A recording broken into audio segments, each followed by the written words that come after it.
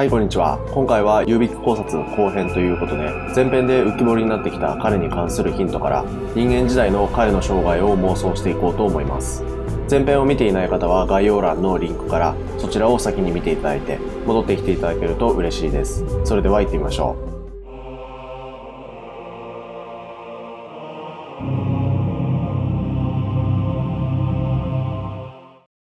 旧ミッドランドが地中に没して数百年後、世界は未だ小国が乱立する不安定な時代でした。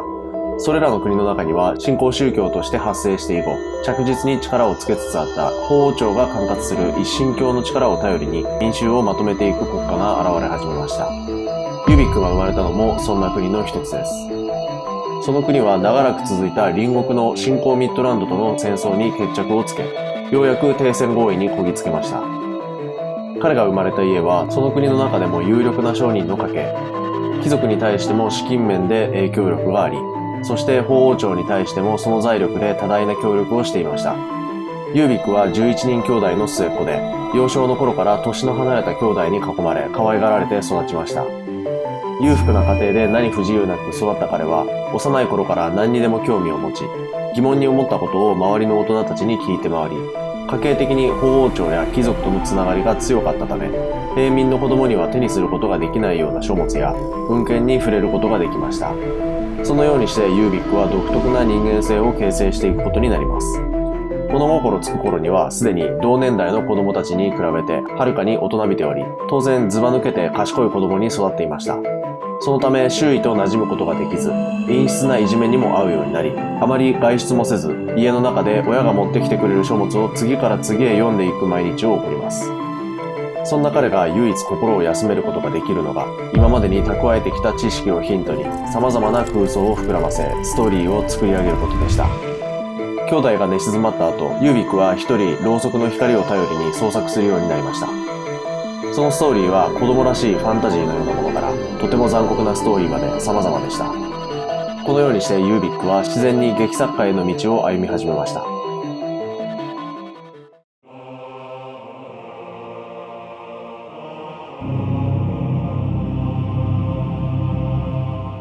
17歳になったユービックは父の紹介で一人の劇作家のもとへ弟子入りします。その作家は法王朝から支援を受けており、町では一番大きな劇団を持っていました。ストーリーはもちろん信者をより多く獲得するため、法王朝の崇める神とその奇跡についての話になります。弟子入りした当初から師匠に目をかけられていたユービックは、早い段階で劇の一部の構成を担当するようになりました。初めて担当した部分の評判がすこぶる良かったため、その後もどんどん任されるようになっていきました。徐々にユービックはさらに高みを目指すようになっていきます。神の奇跡を称えるような作品しか作れないため、彼が理想とする脚本が書けないというジレンマがありました。もっと面白い姿勢の人が心から泣き笑いできるような素晴らしい脚本が作りたい。しかし、法王朝からバックアップされている今の状態では、それは不可能だ。そのような思いからユービックは独立を決意します。思いを師匠に告げると、残念がりながらもユービックの決意を尊重してくれ、今までのお礼と言ってはなんだが、と言ってユービックに赤い顔のようなペンダントを渡します。独立を果たしたとはいえ、彼は作家としてはまだ無名であり、その頃民衆による劇団はまだありませんでした。ユービックは旅芸人の一座でお抱えの作家をしながら創作活動を続けていくことになります。しかし一座の全員が食べていけるだけの収入が見込めるはずもなく、食うに困ると出稼ぎに行き、帰ってくれば座長が夜逃げしているなど不遇な時期を過ごしていました。金持ちの家庭に生まれ、好き勝手に空想の世界に浸ることもできたユービックは、くしくも自分の夢を追うために市井の人たちが感じている現実的な苦しみを体験することになりました。この経験がその後、ユービックの作品に強烈なリアリティを与えることになります。そして彼の身の回りには徐々におかしなことが起こり始めます。今までは物語の想像の中にしか存在しなかった異界の者たちの存在をユービックは感じるようになっていきました。この経験はユービックにさらなる想像力を付与し、彼の作品に彩りを加えていきます。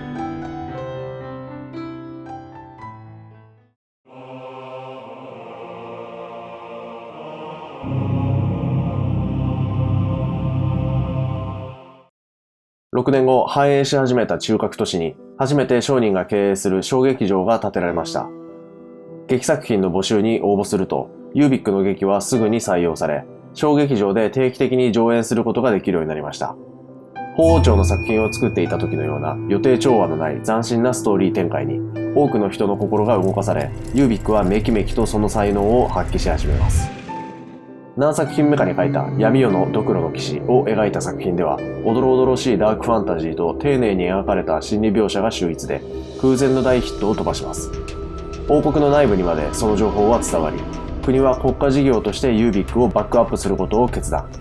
ユービックは国から大劇場を与えられた上に多額の資金援助を受け、さらに規模の大きな作品を作ることができるようになりました。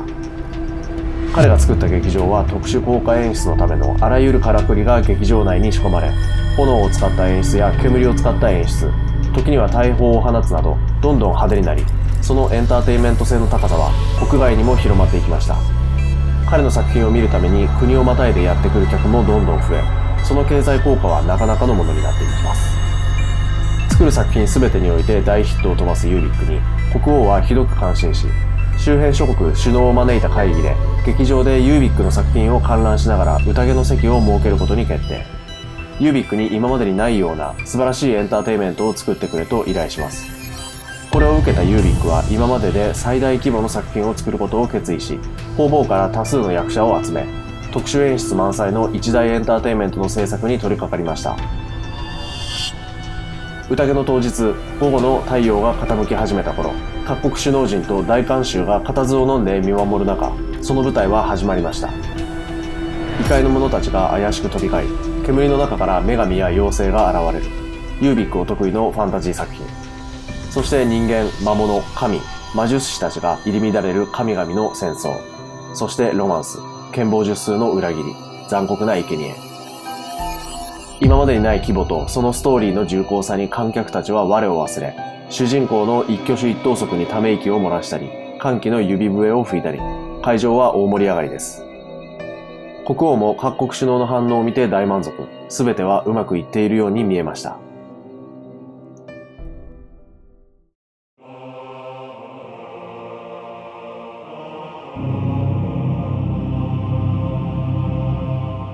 物語も終盤、時刻は夕方、太陽が怪しく陰り始めました。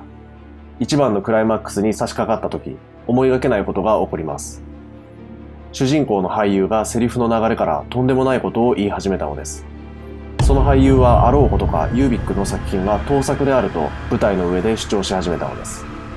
そしてその盗作の元となったのが、かつて師匠と共に作った脚本だというのでした。あれは私が担当した脚本だ。自分が作ったものがどうして盗作になるのだ。ユービックは抵抗しますが、さらに俳優は、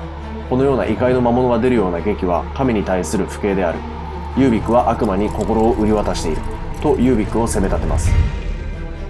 実はユービックの活躍をよく思っていなかった鳳凰町の人間たちと、彼の活躍に嫉妬していたかつての師匠が結託し、ユービックを破滅に追い込もうとしていたのです。かつての師匠が観客席の端の方でほくそ笑んでいます。俳優の主張は完全なイチャモンでしたが、各国首脳を招いた大事な舞台は大失敗になってしまいました。国王は怒りに震え、ユービック、貴様この大切な宴の席でこのわしに恥をかかせおったな。このセリフが決め手となり、ユービックに即刻処刑が言い渡されました。舞台の上で柱に縛り付けられ、足元から火にかけられそうになっているユービック。この突然始まったショーに興奮して大騒ぎする者、泣き出す者、会場は大混乱です。火に炙られ始めたユービックは血の涙を流しながら叫びます。ああ、なんという理不尽。これぞ想像を絶するこの世のリアリティだ。事実は小説よりも奇なり。ああ、命が続くならこの衝撃をまた作品にしてやれるものを。胸元のペンダントが激しく震え始めます。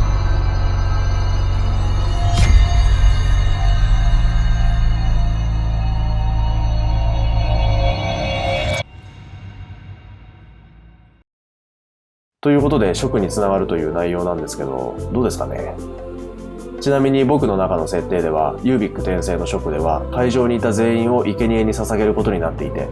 それによって王族が完全に根絶やしになった王国は衰退し、隣国の新興ミッドランドに吸収され、ミッドランドは力を強めていくという後日談になっています。前回の考察からユービックの人生は芸術家だったんじゃないかっていう発想に至ってストーリー作りは始まりました。惑わす者、詐欺師というイメージもあったんですけど、それはユービックが人間だった頃に舞台劇を作る芸術家だったところから、ストーリーによって人々の心を操る天才だった彼は、転生後ゴッドハンドの中でそのような役割を担うことになったのではないかと考えました。現実世界の理不尽さを見せる内容の作品作りを好んだという彼の性格は、フィリップ・K・ディックのユービックやヒエロニムス・ボスの快楽の園で表されているような秩序を外れた表現をオマージュしています。ユービックの最後のセリフには、フェムと転生の職の際、ドクロの騎士によってガッツとキャスカが助け出されたという意外な展開を面白がる彼の芸術家としての好奇心の強さを匂わせてみました。彼なら本当に自分の絶望すら面白がってしまいそうじゃないですか。とストーリーを語った後に説明するのも野暮なんですが、なんでこのストーリーになるかわかんない人も多そうな気がしたので、一応説明しときました。いやー、この説明なしでも理解してもらえるような文章力が欲しい。ユービックについて2回に分けてまで喋ることがあったことに自分自身驚いてます。でもやっぱり完全妄想ストーリー語りはやってて本当に面白いです。今後も思いついたらやってみよう。チャンネル登録、高評価、コメントなどよろしくお願いします。それではご視聴ありがとうございました。